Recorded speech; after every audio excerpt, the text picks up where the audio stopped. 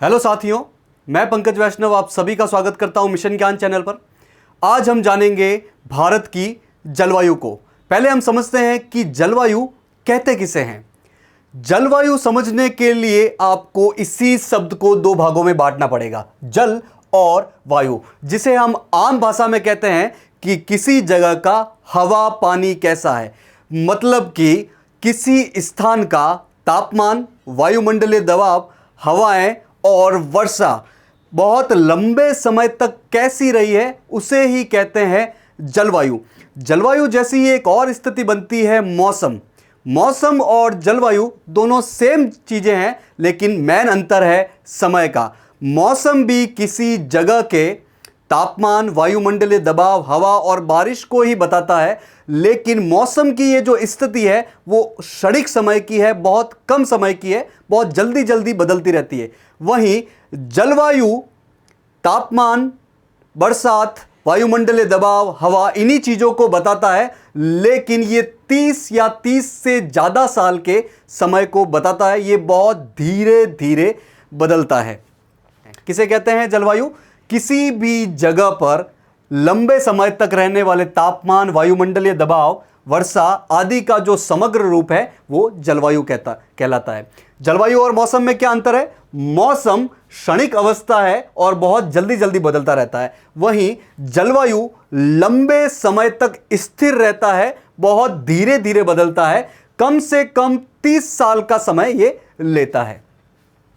जलवायु शब्द समझने के बाद अब हम अपने टॉपिक पे आते हैं कि भारत की जलवायु कैसी है।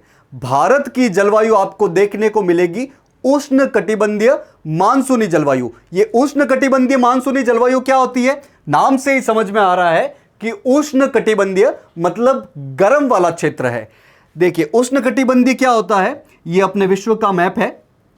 इसमें ये जो बीचों बीच वाली 0 डिग्री अक्षांश है उसे भूमध्य रेखा कहते हैं। ये अब हम सब जानते हैं। इस भूमध्य रेखा से उत्तर की ओर कर्क रेखा मिलेगी, भूमध्य रेखा से दक्षिण की ओर मकर रेखा मिलेगी।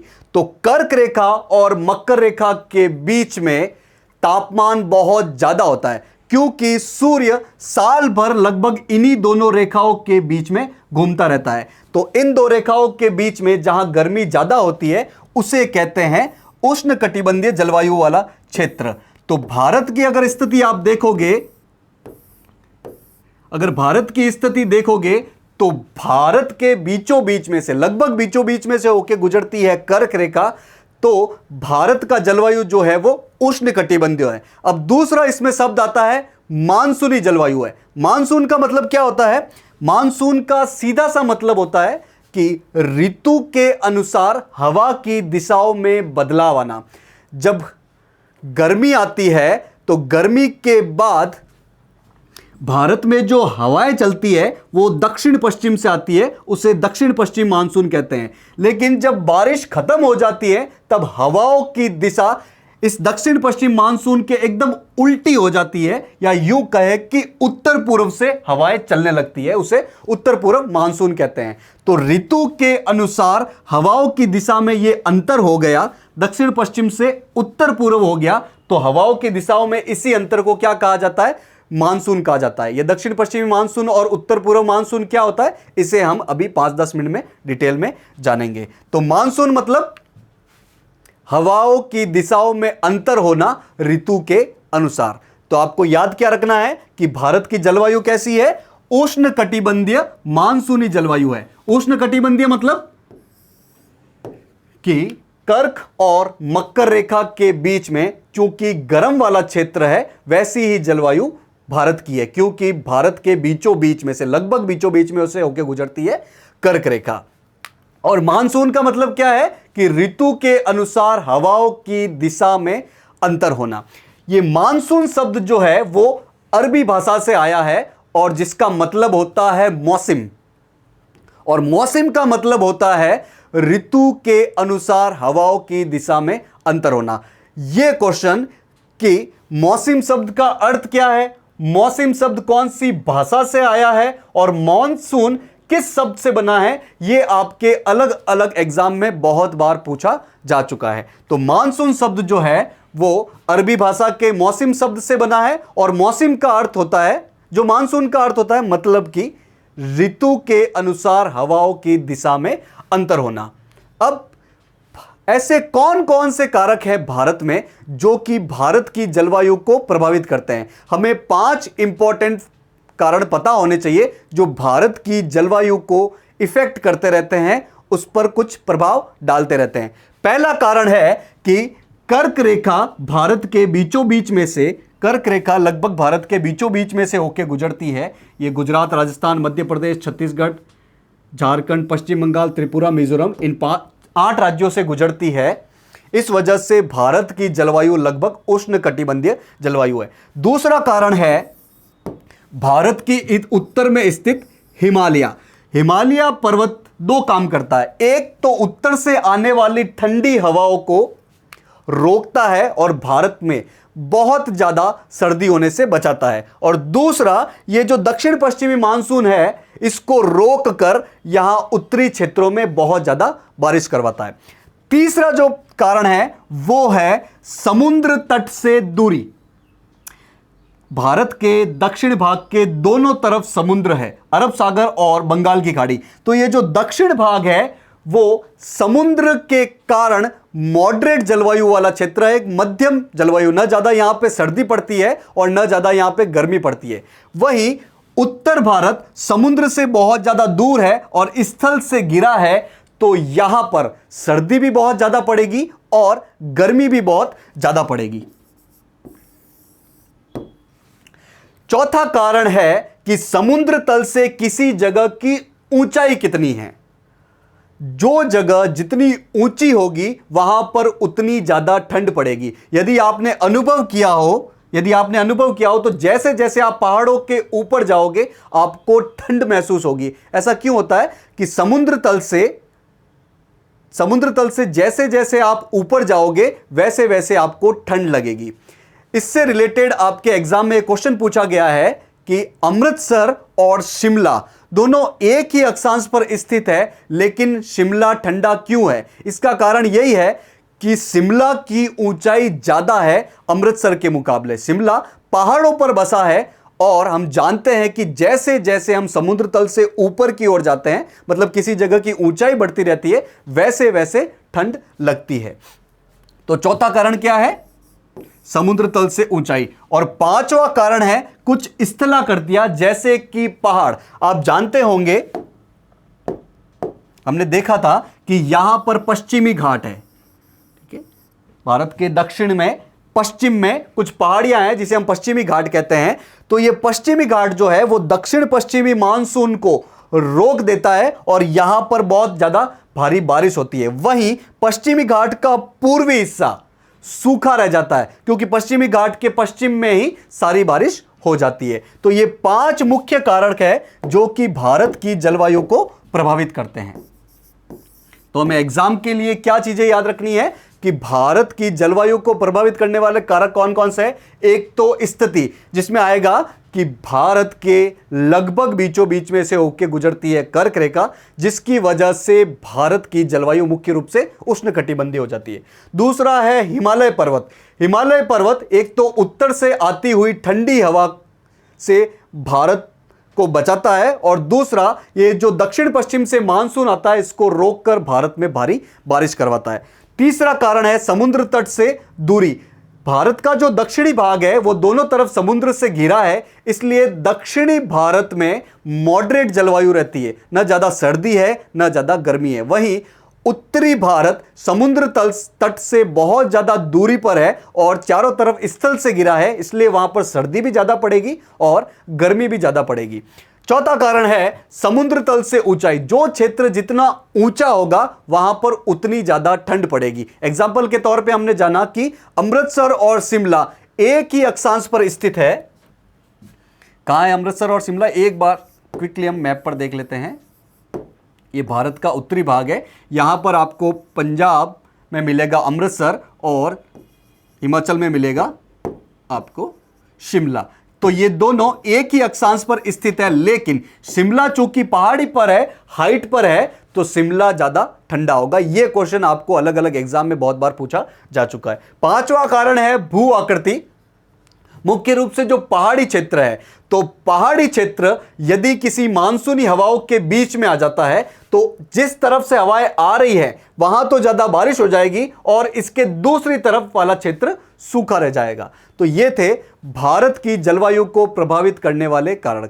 अब हमें देखना है कि भारत में मानसून की उत्पत्ति आखिर होती कैसे है, मानसून आखिर आता कहां से है।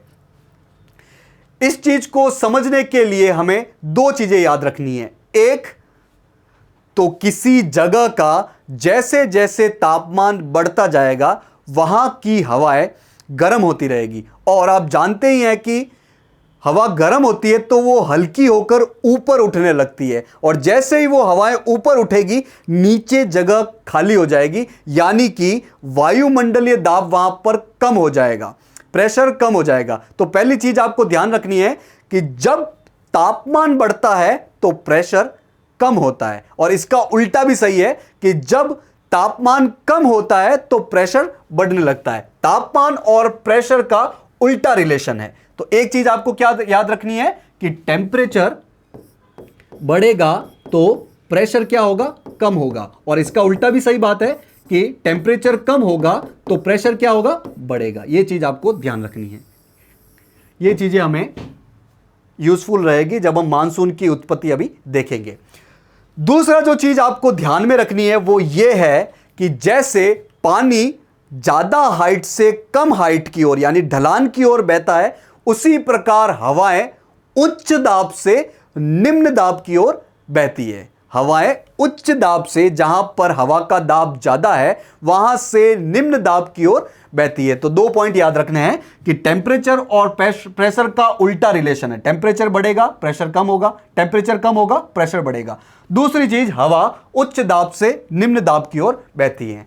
अब हम भारत में दो प्रकार के मानसून, दक्षिण पश्चिमी मानसून और उत्तर पूर्वी मानसून को एक एक करके समझेंगे। पहले हम देखते हैं दक्षिण पश्चिमी मानसून क्या होता है।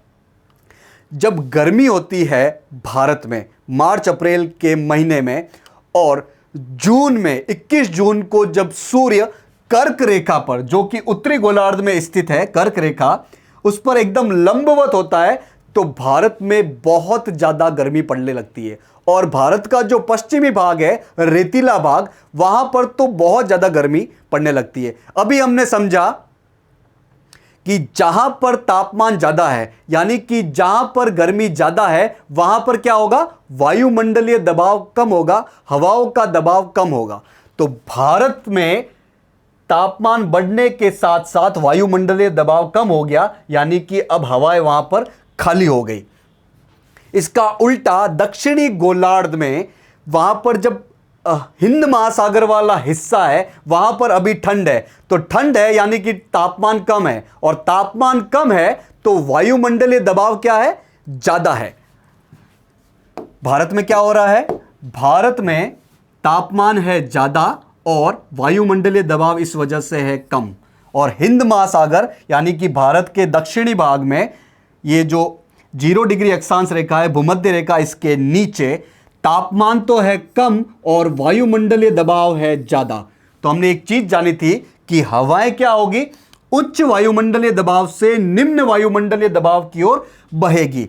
तो हिंद महासागर से हवाएं भारत की तरफ बहेगी, तो ये दक्षिण पूर्व दिशा से बहेगी, लेकिन जब भूमध्य रेखा को क्रॉस करेगी तो एक बल होता है कोरियोलिस बल। सिर्फ आप नाम याद रखें, कोरियोलिस बल। तो इस कोरियोलिस बल के कारण इन हवाओं की दिशाएं चेंज हो जाएगी, और अब ये दक्षिण पूर्व की बजाय दक्षिण पश्चिम दिशा से भारत में एंटर होगी। इसे ही कहते हैं दक्षिण पश्चिमी मानसून।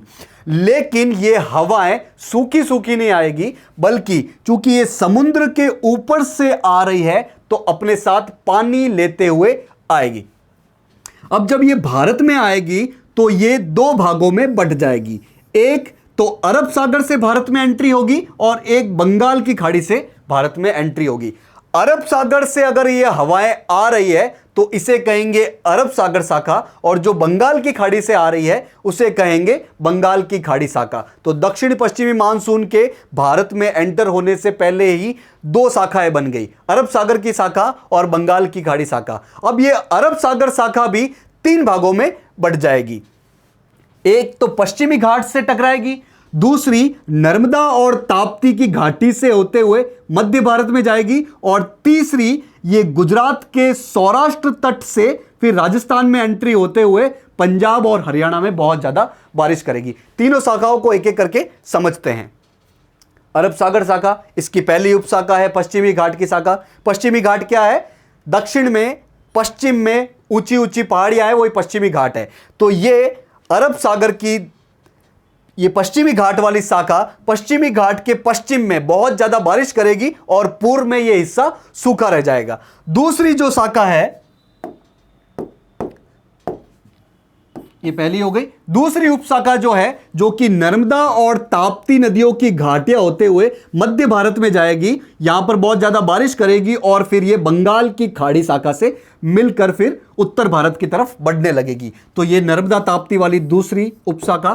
तीसरी है गुजरात के सौराष्ट्र तट से टकराती है, फिर ये राजस्थान में अरावली के समानांतर चलती है। अरावली के समानांतर चलने के कारण ये राजस्थान में बहुत ज्यादा बारिश नहीं कर पाती है और आगे बढ़ती हुई फिर पंजाब और हरियाणा में बंगाल की खाड़ी शाखा से मिलकर बहुत ज्यादा बारिश कर लेती है। तो अरब सागर शाखा की 3 उपशाखाएं हैं।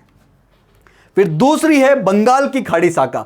बंगाल की खाड़ी शाखा म्यांमार नामक देश के तट से और बांग्लादेश नामक देश के तट से टकराती है और फिर इसकी भी 2 उपशाखाएं बन जाती है जो कि भारत में प्रवेश करती है।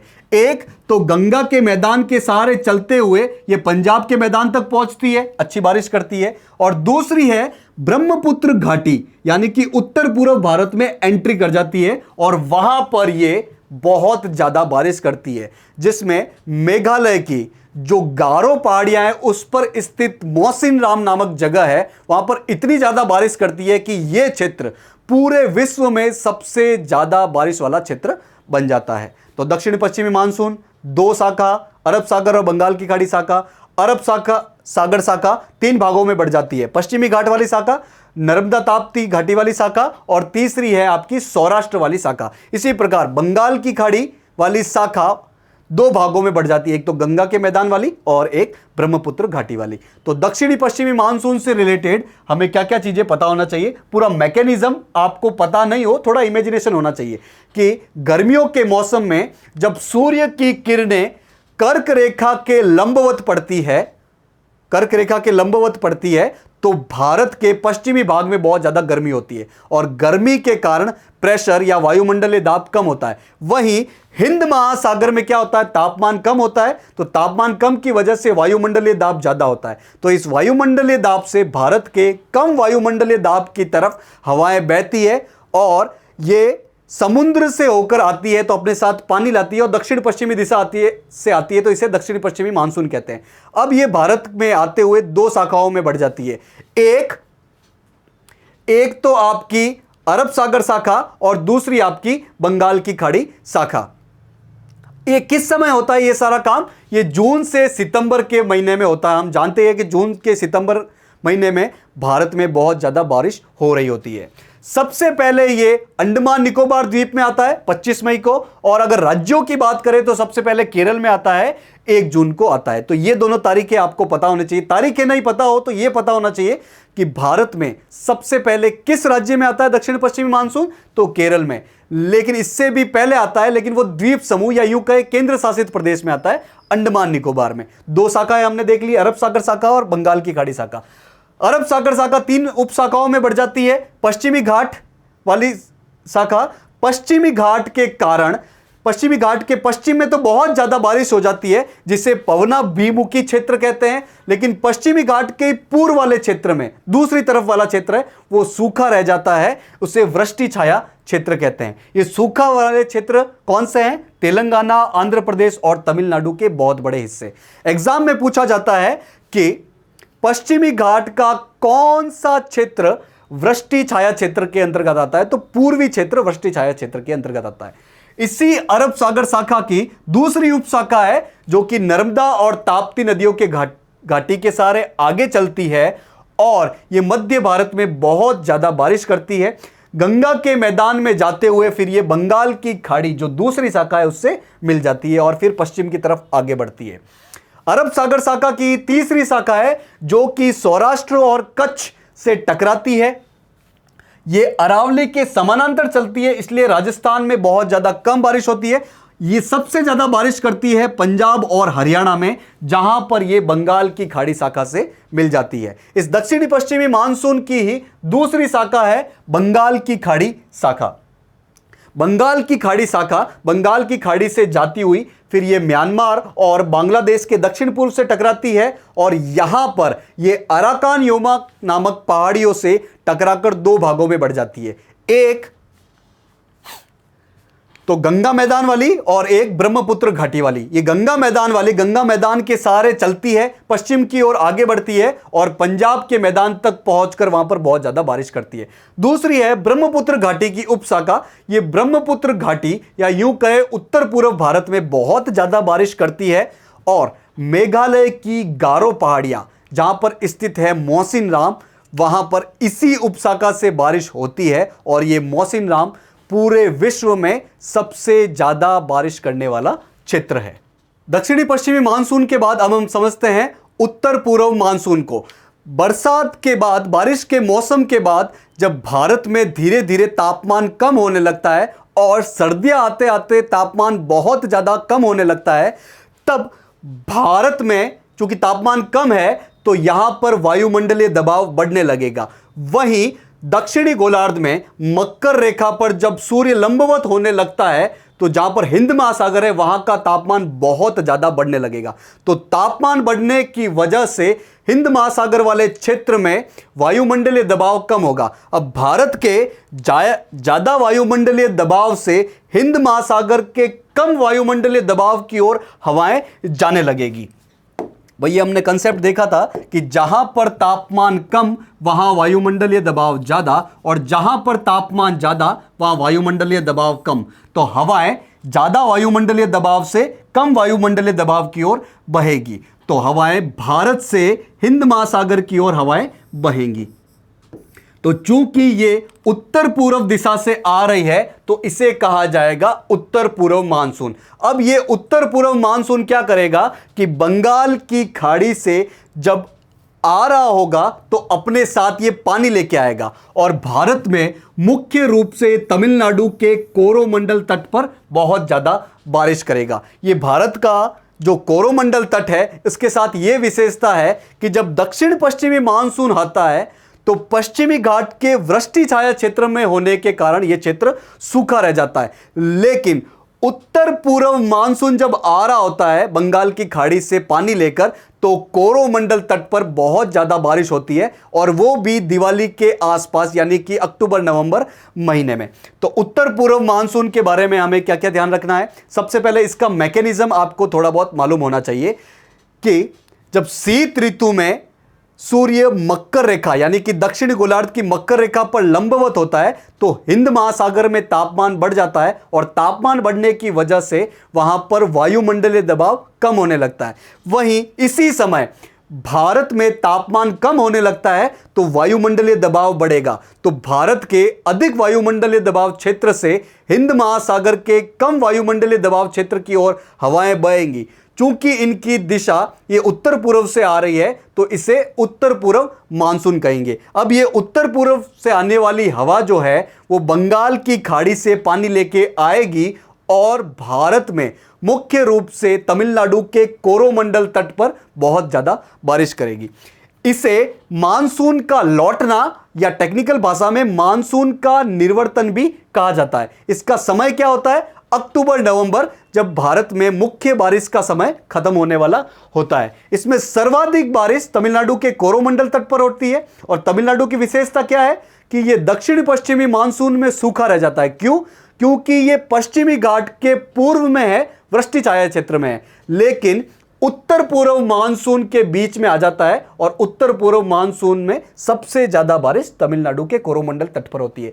तमिलनाडु से रिलेटेड बहुत सारे क्वेश्चन, ये उत्तर पूर्व मानसून और तमिलनाडु से रिलेटेड बहुत सारे क्वेश्चन आपको अलग अलग एग्जाम में देखने को मिल जाएंगे। तो ये था उत्तर पूर्व मानसून। तो दक्षिण पश्चिमी मानसून और उत्तर पूर्व मानसून की कुछ विशेषताएं जो हमें एग्जाम के लिए जाननी है, जैसे कि जैसे जैसे आप समुद्र से दूर होते जाओगे आपको बारिश कम देखने को मिलेगी, यानी कि तटीय क्षेत्रों में ज्यादा बारिश और जो बीच वाले क्षेत्र है वहां पर कम बारिश देखने को मिलेगी।